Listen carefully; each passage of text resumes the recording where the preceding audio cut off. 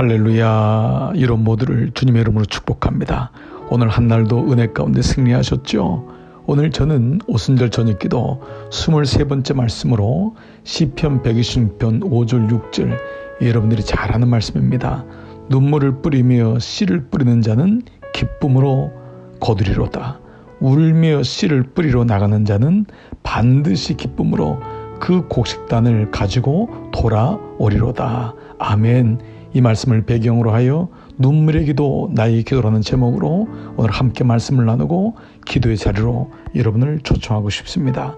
이 시를 썼던 다윗은 30살의 이스라엘 왕이 되어 40년 동안 나라를 다스렸던 사람입니다.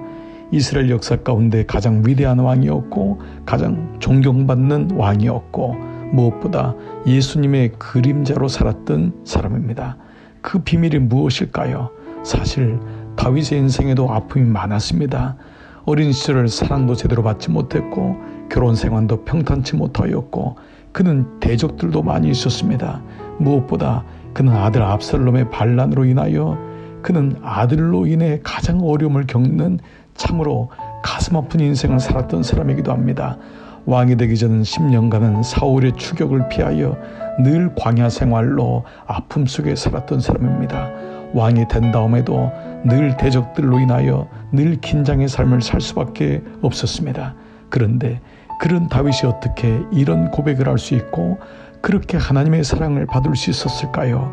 비밀이 있습니다. 바로 눈물입니다.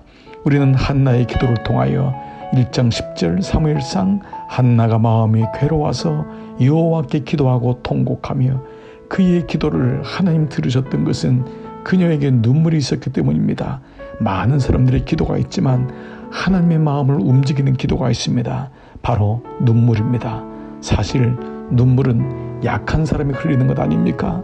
연약한 사람이 흘립니다. 졌다고 생각할 때 흘립니다. 망했다고 생각할 때 흘립니다. 끝이라고 생각할 때 흘립니다. 그러나 하나님은 그 약한 눈물을 보고 들으시며 다시 그에게 소망을 주십니다. 다시 그의 편이 되어주시고 그를 일으켜 주십니다. 세상 사람들에게는 약하여 눈물 흘릴지 모르고 자신에게도 실망하여 눈물 흘릴지 모르지만 하나님은 그의 눈물을 받으시고 보시고 눈물을 흘리며 씨를 뿌리는 자는 반드시 기쁨으로 단을 거둘 것이로라고 주님은 약속하셨던 것입니다. 오늘 저는 눈물의 기도가 나의 기도가 되기 위하여서 우리는 눈물의 기도의 능력에 대해서 세 가지를 말씀을 나누고 싶습니다. 첫 번째로 눈물의 기도는 고난을 이기게 합니다. 시편 56편 8절로 보면 나의 유리함을 주께서 계수하셨사오니 나의 눈물을 주의 병에 담으소서 이것이 주의 책에 기록되지 아니하였나이까.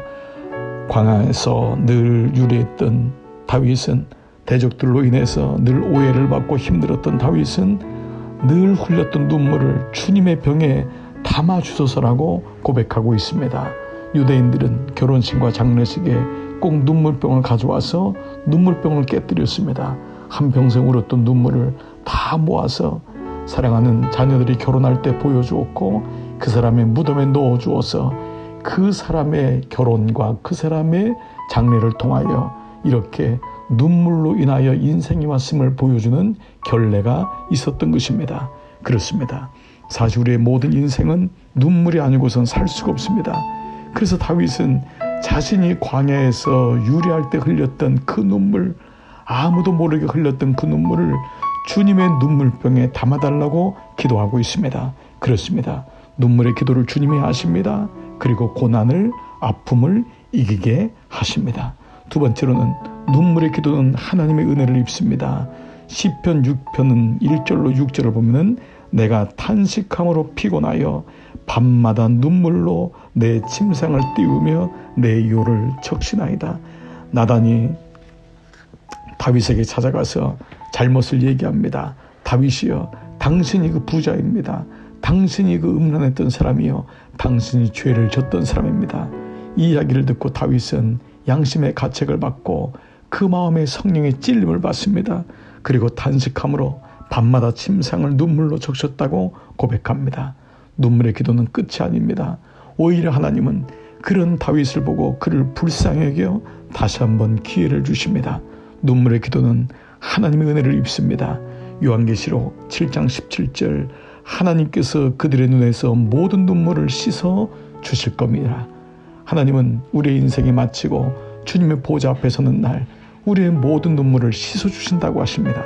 사랑하는 여러분, 주님 앞에 눈물을 흘리십시오. 그리고 그 눈물로 하나님의 은혜를 경험하십시오. 하나님은 우리의 눈물을 거저 넘어가지 않습니다. 당신의 은혜를 입혀 주십니다. 마지막 세 번째로는 눈물의 기도는 마침내 역전의 삶을 살게 합니다. 눈물은 지는 삶 같지만 눈물은 이기는 삶입니다. 열왕기하 20장 5절에 보면 히스기야는 이사야의 선고를 받습니다. 내가 내 기도를 들었고 내 눈물을 보았노라. 내가 너를 낫게 하리니 내가 3일 만에 여호와의 성전에 올라갈 것이라. 죽었다고 선포했던 그 말을 바꾸어 하나님께서는 이사야를 통하여 다시 그에게 생명을 주겠다고 말씀하십니다. 뭐라고 하시죠? 내 기도를 들었고 내 눈물을 보았노라. 그는 생명을 15년 연장받습니다. 사랑하는 여러분, 망했다고 생각하고 끝났다고 생각하십니까? 아닙니다. 하나님은 여러분의 눈물을 보십니다.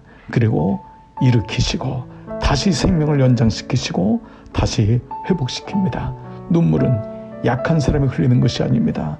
하나님이 어떤 분인지를 아는 사람만이 눈물을 흘릴 수 있습니다. 이제는 세상 때문에 눈물을 흘리는 것이 아니라 하나님의 은혜 때문에, 그 하나님의 궁휼하심 때문에, 그 하나님의 일하심 때문에 주님 앞에서 여러분 우시기를 바랍니다.